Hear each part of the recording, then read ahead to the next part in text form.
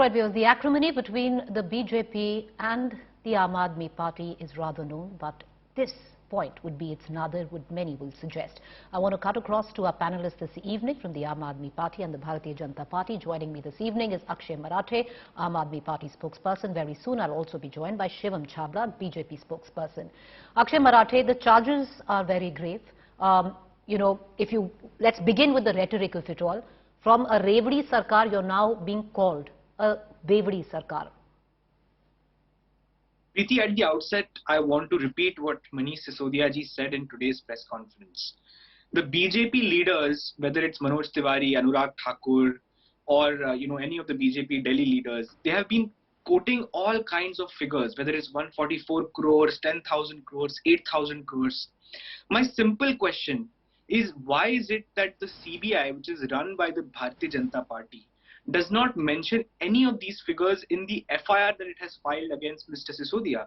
In the FIR, that I'm sure you have a copy of that and you can display it on screen, the only figure that is mentioned is a possible loss of 1 crore rupees. And that is also attributed not to the CBI's own investigation or any complainant. It is attributed to sources, unnamed sources have told the CBI that 1 crore rupees is the amount of the scam.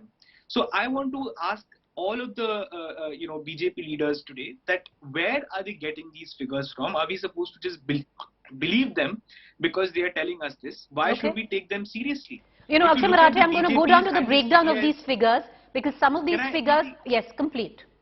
Yeah. No, I just want to say that in the last 8 years, this is not the first occasion when Aam Aadmi Party leaders have been, leveled with these kinds of allegations. In 2016, I was actually present at Mr. Sisodia's residence when the CBI had come in and raided him. What has happened to that case? It's been 8 years now, 6 years now.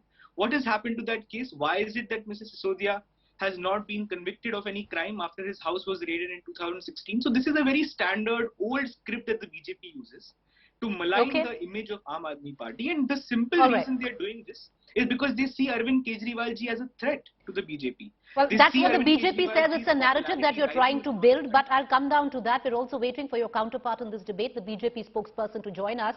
But Akshay Marathe, you talk about figures being floated. Some of them are actually real, and we'll talk about them in a while. But I want to ask you something which is on paper, something that you have done, which is to roll back on a liquor policy you said had absolutely no issues. Then why roll back a policy which had no issues to begin with?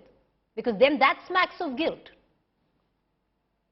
First of all, Preeti, when we introduced the policy last year, it was welcomed by people across the industry, across the bureaucracy, across all spectrums of society, because for the first time, we had introduced a policy that was rationalizing the distribution of thekas in Delhi. If you have been a Delhi resident, you know that buying alcohol in Delhi was marred with corruption because they were run by old government contractors who were not doing a great job.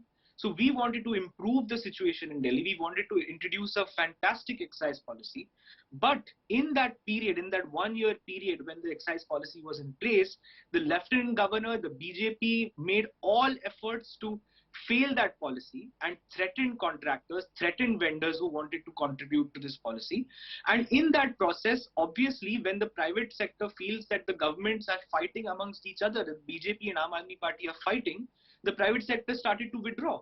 So we were left with no choice in the middle of all this CBI drama. We were left with no choice but to withdraw a fantastic excise policy. So there is no question of it being withdrawn because of any kind of guilt. In fact, when Mr. Sisodia's name is cleared and he is acquitted, we will reintroduce this policy. I'm saying this on you're saying you're going to reintroduce this policy, but I want to bring in now Shivam Chhabra into this conversation. But Akshay Marathe, the other big question is, if this policy was so great, then whatever you projected on paper in the kind of revenues you were going to pull in, you fell short of that revenue mark. And grossly so. Can I respond to that? It's a good question. It's an important question, Preeti. If you look at the time when these projections of revenue were made, we were right in the middle of the pandemic. In that time, a lot of revenue projections have actually failed. It is not just the Delhi government's revenue projections that have failed. Across the country, because of the lack of economic activity, revenue projections have fallen short.